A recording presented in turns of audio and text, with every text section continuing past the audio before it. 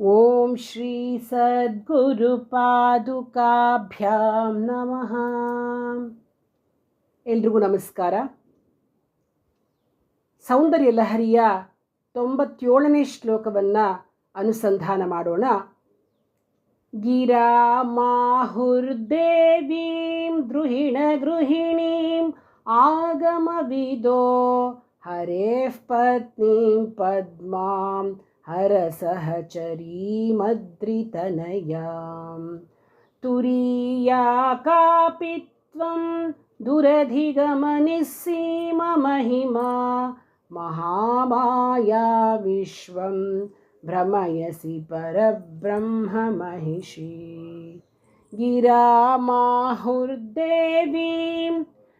ದ್ರುಹಿಣ ಗೃಹಿಣೀಂ ಆಗಮವಿದೋ ಹರೇಃ ಪತ್ನೀಂ ಪದ್ಮಾಂ ಹರಸಹಚರೀಮದ್ರಿತನಯಾಂ ತುರೀಯಾ copy ತ್ವಂ ದುರಧಿಗಮನಿಸ್ಸೀಮ ಮಹಿಮಾ ಮಹಾಮಾಯಾ ವಿಶ್ವಂ ಭ್ರಮಯಸಿ ಪರಬ್ರಹ್ಮ ಮಹಿಷಿ.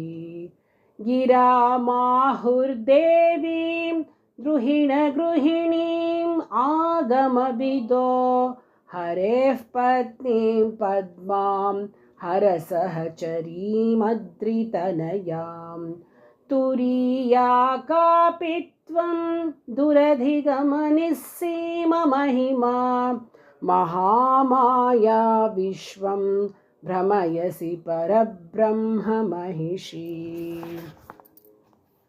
ಇಲ್ಲಿ ದೇವಿಯ ಪರಬ್ರಹ್ಮ ಮಹಿಷಿ ರೂಪದ ವರ್ಣನೆ ಅಂದರೆ ತ್ರಿಪುರ ಸುಂದರಿಯ ವರ್ಣನೆಯನ್ನು ಮಾಡ್ತಾ ಇದ್ದಾರೆ.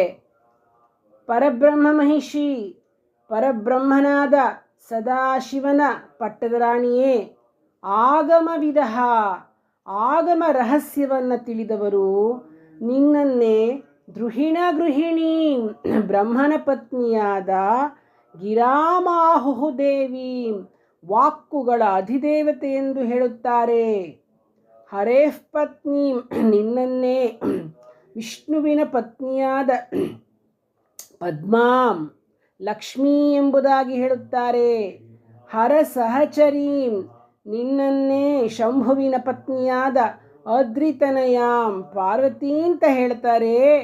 ತ್ವಂ, ನೀನು ತುರಿಯ ನಾಲ್ಕನೆಯವಳಾಗಿ ಅಂದರೆ ತುರಿಯ ಸ್ವರೂಪಳಾಗಿ, ಕಾಪಿ ಅನಿರ್ವಚನೀಯ ಸ್ವರೂಪಳಾಗಿ, ದುರಧಿಗಮನಿಸ್ಸೀಮ ಮಹಿಮಾ, ಬಹಳ ಕಷ್ಟದಿಂದ ತಿಳಿಯಲು ಸಾಧ್ಯವಾದ ನಿಸ್ಸೀಮ ಮಹಿಮೆಯುಳ್ಳವಳಾಗಿ, ಮಹಾಮಾಯಾ ಶುದ್ಧ ವಿದ್ಯಾಂತರ್ಗತವಾದ ಮಾಯಾ ತತ್ವನಾಗಿ, ವಿಶ್ವಂ ಪ್ರಪಂಚವನ್ನು ಭ್ರಮಯಸಿ ಮೋಹಗೊಳಿಸುತ್ತೀಯೇ.